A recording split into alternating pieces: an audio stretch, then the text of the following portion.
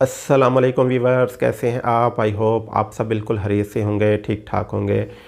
Italy के मतलब बहुत सारे मैसेजेस आ रहे थे और काफ़ी सारे दोस्त जानना चाह रहे थे कि इस वक्त इटली की क्या अपडेट है, इटली की अपॉइंटमेंट ओपन हुई है कि नहीं हुई है, अगर नहीं हुई है तो कब तक ओपन हो जाएगी, क्योंकि काफ़ी सारे दोस्त इटली का वीज़ा अप्लाई करना चाह रहे हैं।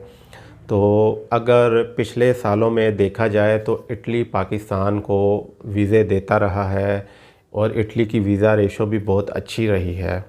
हालांकि इस दफ़ा स्पेन के वीज़े बहुत ज़्यादा अप्लाई हो रहे हैं, लेकिन पिछले सालों में स्पेन के वीज़े इतने ज़्यादा अप्लाई नहीं होते थे। पाकिस्तान में सबसे ज़्यादा जो वीज़े अप्लाई होते थे वो इटली के ही वीज़े अप्लाई होते थे और इटली के ही वीज़े पाकिस्तानियों को सबसे ज़्यादा मिलते भी थे।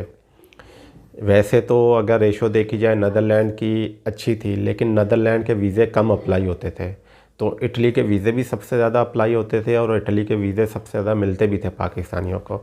और जिस तरह अभी देखा जा रहा है कि स्पेन के वीज़े अप्लाई हो रहे हैं और स्पेन में बहुत सारे ऐसे वीज़े रिफ्यूज़ किए हैं जिनकी अगर प्रोफाइल देखी जाए तो बहुत अच्छी थी, तो इनको वीज़े मिलने चाहिए थे। लेकिन अगर यही इटली होता और इन दोस्तों ने अगर इटली के वीज़े अप्लाई किए होते तो उम्मीद थी कि इनको वीज़ा मिल जाता, क्योंकि इटली एम्बेसी में इंटरव्यू भी लिया जाता है। जब आपसे इंटरव्यू लिया जाता है तो आप अपने मुतल्लिक इन्फॉर्मेशन डिटेल के साथ दे सकते हैं, तो आगे वीज़ा ऑफ़िसर भी आपसे इंटरव्यू लेकर समझ जाता है उसी वक्त कि आपको वीज़ा देना चाहिए कि नहीं देना चाहिए। और इस तरह के मुल्क जैसे इटली है, ये आपकी प्रोफाइल को भी बारीक बीनी से देखते हैं और अगर आपकी प्रोफाइल अच्छी है तो आपको वीज़ा मिल जाएगा, जबकि स्पेन में ऐसा नहीं है कि क्योंकि स्पेन का इस वक्त तक कोई ऐसा कोई क्राइटेरिया नहीं है। तो इसमें लो प्रोफाइल वालों को भी वीज़े मिले हैं और हाई प्रोफाइल वालों के वीज़े रिफ्यूज़ भी हुए हैं।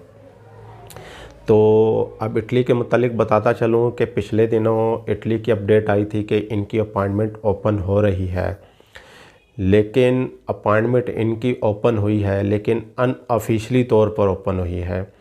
अगर मैं या आप ईमेल करते हैं तो हमें उसका आंसर ही नहीं दिया जाता है।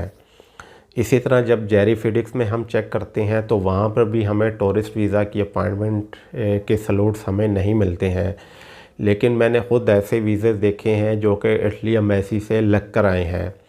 तो इस वक्त जो एजेंट्स हज़रात हैं उनके ज़रिए अपॉइंटमेंट दी जा रही है और एजेंट ये अपॉइंटमेंट सेल कर रहे हैं। तकरीबन 1.5 लाख रुपये उनकी डिमांड होती है अपॉइंटमेंट की, 2-2 लाख रुपये उनकी अपॉइंटमेंट की डिमांड होती है और ये डायरेक्ट एम्बेसी की अपॉइंटमेंट होती है। इसका मतलब है कि अपॉइंटमेंट ओपन है लेकिन ये अनऑफिशियली तौर पे कर रहे हैं। ऑफिशियली अगर आप या मैं करना चाहूँ तो हमें ये अपॉइंटमेंट नहीं मिलेगी। अगर ज़्यादातर जिन दोस्तों को अपॉइंटमेंट मिल रही है वो बिज़नेस वीज़ा की अपॉइंटमेंट मिल रही है, तो बहुत सारे वीज़े मैंने देखे हैं लगे हुए, तो ये इसी तरह इनको अपॉइंटमेंट मिली है एजेंट हज़रात के ज़रिए। तो अगर हम जेरी फिडिक्स में चेक करते हैं तो वहाँ पे हमें फैमिली रीयूनियन वीज़ा की जो है अपॉइंटमेंट मिलती है, उनके स्लॉट्स आ रहे होते हैं। तो इसी तरह वर्क वीज़े के भी आ रहे होते हैं लेकिन टूरिस्ट वीज़े के नहीं आ रहे होते हैं।